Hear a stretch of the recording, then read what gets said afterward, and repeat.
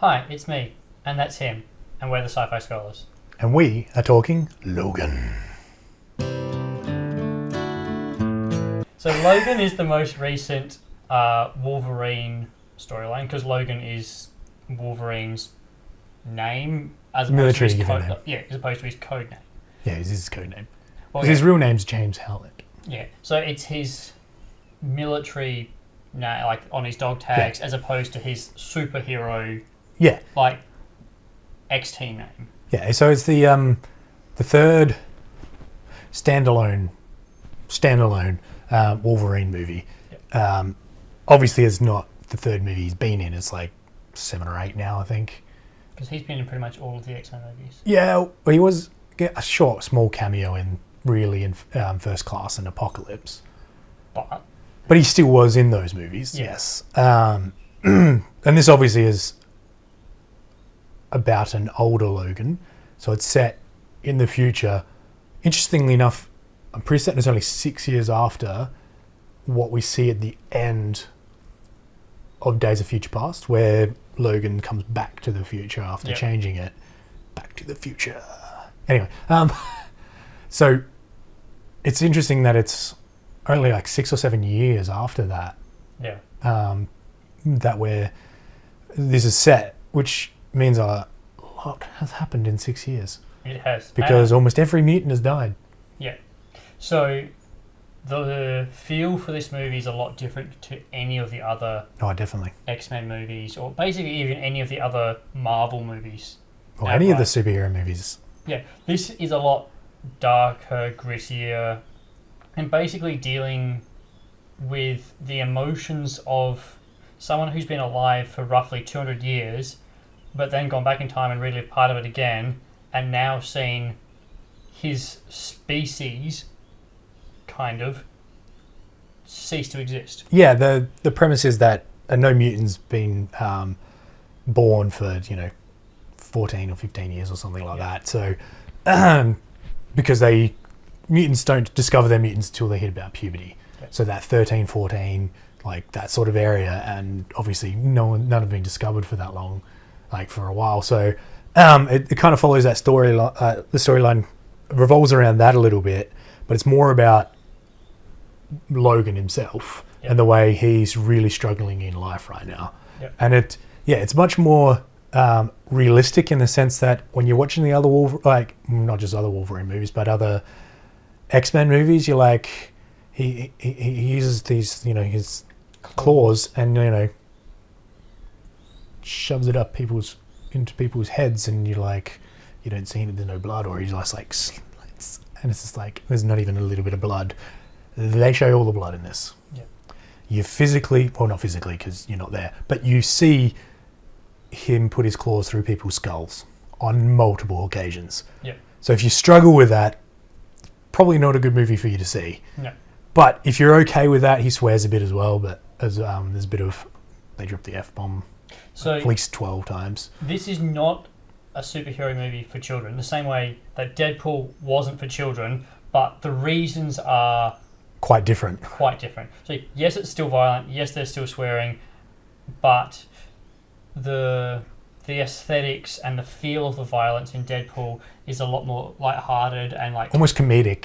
Yeah, humorous and the fake. The humor is quite dirty, like sexual and stuff like that. Whereas there's not really any of that. There's a little bit of humor of like the really dark internal like stuff when you make a joke, like the kind of jokes you might hear among people working in like a mortuary or like a hospital, whether it's a dark humor as a kind of a coping mechanism, rather than just throwing out gag lines for an actual audience kind of a deal. Yeah. What I found, I'm going to go a little bit more into just the broad strokes of what I felt with the movie, is there was nothing special about it to me. There was nothing that was like, wow, that's really done well, or that's amazing. But that's what made the movie amazing. Yeah, as a whole, it gelled really well. And every part worked to make the movie better, but none of it was like really, really well done, if you know what I mean. Like, it was all well done, but it wasn't... It's one of those weird things where I sat there watching the movie thinking, I'm really enjoying this, but there's nothing that's any different to any other movie per se. There was something about it. Obviously, it's very different to every other superhero movie. I actually liken this more to some of the more recent war movies. I kind of got the feel and vibe that if you've seen the movie Lone Survivor, the one that Mark Wahlberg stars in, it kind of to me has a similar sort of grittiness, realism, and yeah, I liked seeing that there was like the realistic side, like, you know, him using his claws and it actually doing damage and actually killing people. And it also showed a lot more of the toll on a Wolverine who doesn't heal. Yeah. Because previously he gets like shot multiple times and just keeps going, or like he runs up to the Phoenix and regenerates as quickly as he's getting destroyed. But now it looks more like you'd expect from the end of like an action hero movie, where like the fourth or fifth version, where the superhero or the super spy is slowing down and he's actually taking hits and it's taking its toll on him because he's been through the mental stuff. He's slowing down. He's already in a point of like he's not dealing with his body anymore. Like it's just he's past it. Will they even specifically say or think that he's getting poisoned by pretty much the stuff that they got put into him? Like the adamantium is actually now poisoning his body, which is a nice little like, oh, okay, that's why he's getting older and that's all that sort of stuff, which makes a lot of sense. But yeah, I just found there was no twist. It was all a pretty paint by the numbers movie, in my opinion. It didn't seem like there was nothing that made you go, oh, I wasn't expecting that, or whoa, that's a bit of a nice little thing to done. But for me, the girl, Laura, she was probably the best. Like, she killed it acting-wise. Although I was a little bit annoyed with the whole, like, she can understand people speaking English, but will only speak in Spanish, and then at the very end she speaks perfectly fluent English. It wasn't perfectly fluent, but yes, she was speaking fairly fluent English. So, early on when she was dealing with Xavier, that was fine, because obviously Xavier's always had the ability to communicate mentally. Yeah. And some of that was previously shown to be not just verbal stuff, because he even in this movie he interacts with horses and calms them down. Yes. So he can portray like emotion and empathy or whatever he needs to portray without necessarily using exact words. So their communication was fine, but how Laura and Logan were interacting was probably for me the least realistic thing. It was mainly just that towards the end. We're hitting a little bit spoiler territory here, so if you don't want to get too spoiled, it's probably about time to turn off. If you haven't seen it... We're sorry if we spoiled too much already, but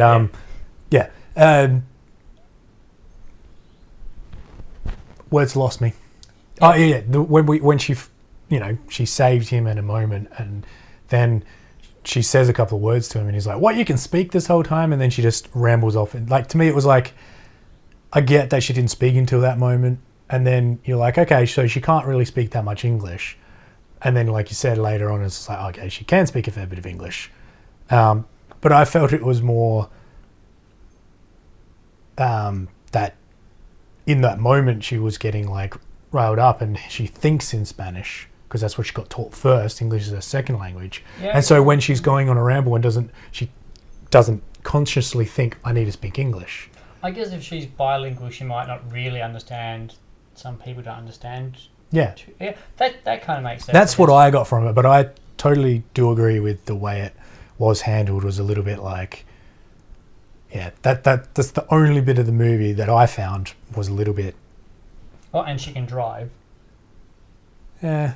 Which, okay, maybe her, like, okay, they've portrayed her as being a genetically engineered mutant using Logan's source DNA. Yes. Which would be, his power is basically healing.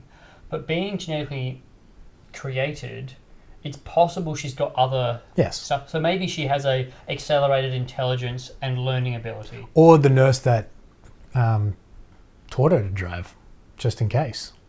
Yeah, but they hadn't been on the run for that long. No, they didn't actually say how long they've been on the run. So even if they'd still need to be learning pretty fast. Or she still needed pretty Yeah. fast. Because also so she's part of a class or like an experiment group who all ran away and all. Yeah, they're pretty much setting up the next set of X-Men because they all have an X-Men's or X-Man's or Woman's or whatever you want to call them power of some sort. And they also managed to explain the reason why there hadn't been any more like natural mutants because they were doping the food supply for the entire world to suppress it. I forgot about that bit. Which I thought was a very clever way for them to progress from the earlier points of like we now found like genetic like a serum that can remove your mutancy. Yeah. To the next point of well we don't want random mutations because that was dangerous and risky for the world. So from a humanity's point of view, that was a very logical step to take and heavily plays on the whole current world problems of genetically modified foods, whether it's safe, and the real world aspects of that. Because a lot of science fiction or superhero movies take elements from the real world and put them into their movies. Well, yeah, that's what grounds them and makes them relatable to people. Yeah. The other thing that was really good in grounding, in my opinion, was how they gave Xavier like degenerative brain disease, so he couldn't control his powers anymore. Yes. And the toll that took on him and Wolverine at the same time was, sure, it wasn't a major plot point, but it was still a very, very heavy and character development and plot point that made you invest even more into those two characters. Which is amazing since they are probably the two most well-loved characters from the series already. And now you feel for them even more because they've gone through everything to help humanity and now they're paying the price. Yeah, I did like that, and I thought they dealt with that pretty well, and how he has those, seizures basically that freezes everybody in like 5 mile radius or something. I thought that was quite interesting. Hugh Jackman again kills it as Wolverine. It's probably his best performance as Wolverine. Yeah. Quite easily. Partially because the source material. Yes. It was just a well-written and well-directed, well-acted movie that just, even though it was very point by numbers and you like everything was like, well, that's going to happen. But even when it happened, I wasn't like, I saw that coming. It was like, oh, nice. Like, I enjoyed that. And one of the things that was not necessarily a surprise, but a nice, they went that way with it, was, towards the end you find out who the real bad guy is, the guy who poisoned the food and who was created all of them, and he created another one who's basically a younger version of Wolverine. There's your big spoiler. So if you haven't switched off by now, I'm really sorry. They make that. But anyway, when they're in a bit of a showdown, like talking with him, Wolverine just after he's taken, picks up a gun, but you see him standing there. I kind of forgot he picked up the gun because he held it in a way that you couldn't see. And then as he was speaking, he was just like, bang. Yeah. And just shot him in the head. And that guy was the son of one of the guys who'd been experimenting on Logan during the Weapon X program. Yes. And he was still running the Weapon X program because the kids were Experiment X-23. Yes. And then X-24 was the new... the new Logan. Yeah. Because the kids, they hadn't managed to nurture rage, so they basically just remade Wolverine because he is a rage monster. Yeah, they just stripped away everything else but his rage. Yeah. I thought that was well done, and even the finale was well done, and I actually teared up at least twice. Yeah. So overall, if you don't like dark, gritty movies, too bad. Or too violent and like a fair bit of swearing. So it won't be a movie for you, but I really feel this was very true to the source material of Wolverine. Yeah, not necessarily the comic that they took it from. Because they had to change a lot of things. Feel and what you would actually expect from the way Wolverine's actually portrayed as a character. Although they don't use his like yellow suit. No. But even that, like... But they don't, in that... Because it's kind of loosely based on Old Man Logan, and they don't use that in... I don't think they do in that. I don't know the comic very well, so if I got it wrong, I apologise. Yeah, it was probably the worst, in my opinion, the best X-Men movie. Yeah, I'd go with that. Easily the best X-Men movie. That's, all the Fox Marvel movies. And I'd almost put it as the best Marvel movie, including the MCU. It's very different from some of them. So, like... Yeah, that's why I'm not saying... I can't hard. say that it's better than some of my favourite ones from the MCU, but it's easily, like, right up there. And it's easily right up there as one of probably the better movies, like action movies or that are going around. Yeah. Yeah, thoroughly enjoyable. And definitely recommend if you can handle a bit of violence and blood and swearing and... Yeah. Yeah. Thanks for watching. See you next time.